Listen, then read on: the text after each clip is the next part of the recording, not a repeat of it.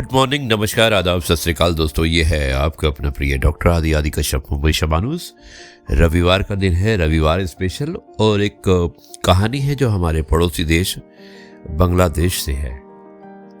दोस्तों, कहानी का शीर्षक है माँ की आवाज और बेटे का वादा। एपिसोड नंबर 2111 यानी कि 2111, मुंबई शबानूस।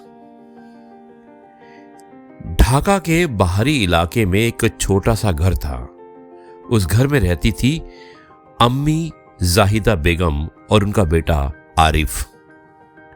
आरिफ पढ़ाई में तेज था, लेकिन घर की हालत कमजोर थी। अब्बू का इंतकाल बचपन में हो गया था। अम्मी सिलाई का काम करके किसी तरह से घर को चलाती थी। एक दिन आरिफ ने कहा कि अम्मी, मुझे पढ़ाई छोड़कर काम करना होगा। अम्मी ने सुई रोक दी। आंखों में आंसू थे, लेकिन आवाज बहुत मजबूत। बेटा, भूखे रह जाएंगे, पर तेरे सपने भूखे नहीं रहने चाहिए। समय बीतता गया। आरिफ ने स्कॉलरशिप के लिए आवेदन किया। कई बार रिजेक्शन मिला। हर बार अम्मी बस इतना ही कहती कि अल्लाह देर करता है, इनकार नहीं। एक रात बिजली नहीं थी। अंधेरे में आरिफ किताब पढ़ रहा था। अम्मी ने पूछा कि थक गया क्या बेटा? आरिफ बोला, हाँ अम्मी, कभी कभी लगता है मैं कुछ नहीं कर पाऊंगा। अम्मी ने उसका सर गोद में रखा और कहा कि बेटा, जब इंसान हार मान लेता है तब उसकी किस्मत जीतना शुरू करती है। कुछ महीनों बाद एक ईमेल आया, विदेशी यूनिवर्सिटी, और वो भी पूरे स्कॉलरशिप के साथ।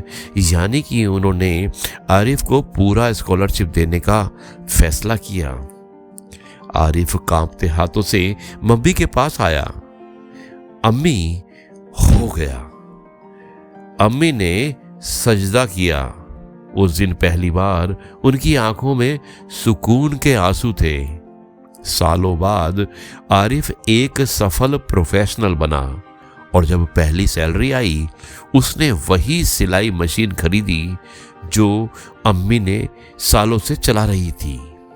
अम्मी बोली, अब इसकी जरूरत नहीं। तो आरिफ मुस्कुराते बोलता है कि ये मेरी जड़ है, ये मेरी जड़ है अम्मी, और जड़ें कभी छोटी नहीं होती। दोस्तों, हालात आपको तोड़ने नहीं, आपको तराशने आते हैं।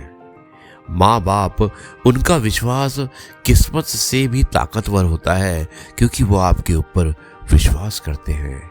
जो अपने परिवार के लिए नहीं हारता, वक्त उसके लिए रास्ते खुद बनाता है।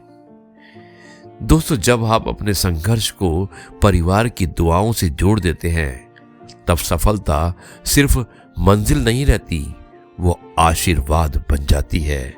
यही मैसेज है आज की इस कहानी का, और हम यही कहेंगे कि आपको ये कहानी कैसी लगी मुझे अवश्य लिखिएगा। रविवार का दिन है, आपका ज़्यादा समय नहीं लूँगा। अब मैं इस कार्यक्रम को यहीं पर समाप्त करता हूँ, और कल आपको किसी एक देश की एक और कहानी सुनाता हूँ।